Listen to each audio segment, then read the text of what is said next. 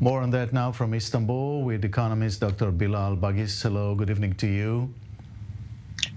Thank you, Jacob. Thanks for having me. Well, I'll ask you this: will this solve Pakistan's problems? Well, this type of funding and support and the loans, they will definitely help in the short run, but the long run issues, they remain to be resolved actually. So we should not forget that this type of IMF, ADB or World Bank or even the sovereign state loans, they are mostly new debt and they add to the ongoing issues. But in the meantime, Pakistan especially, they are also rising policy rates. The credit rating is also rising.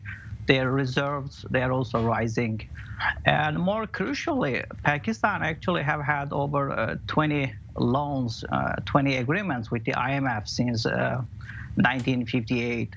And as a matter of fact, nowadays, actually, a quarter of the developing economies, according to the World Bank, they have lost access to international funding mechanisms like the Eurobonds.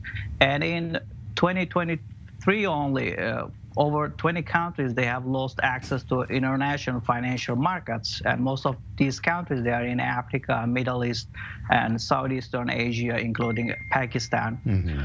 And these countries, they are dealing with post-pandemic rising debt, they are running out of reserves. They usually have huge current account deficits.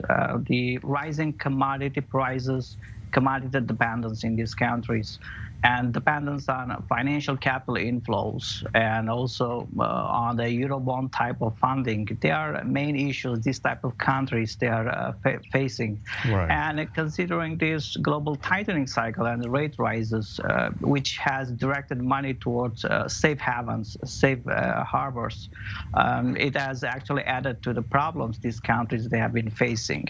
Right. Let me ask you just briefly, we don't have much time, but I want to ask you at the same time, Pakistan also received major financial support from Saudi Arabia and the UAE. What is the interest there? So from where I see, their short-term debt is a little over $3 billion, plus they also need to make a lot of imports, especially in terms of energy and grains. And most of the South and Southeastern Asian economies, including Pakistan, Sri Lanka, which defaulted last year, Bangladesh, they have been asking for IMF support since at least 2022. And Sri Lanka, as I mentioned, they defaulted last year. And they have also been receiving funding from other allies, including Saudi Arabia and the United Arab Emirates. And the two countries, they have also supplied another $3 billion US. And South Asian economies, they're also seeking funding from actually China, India, and other international organizations. All right. And we have to move on at this point. I thank you, and we'll of course keep following this. Dr. Bilal Bagis in Turkey tonight. Thank you very much. Thank you. Thanks for having me.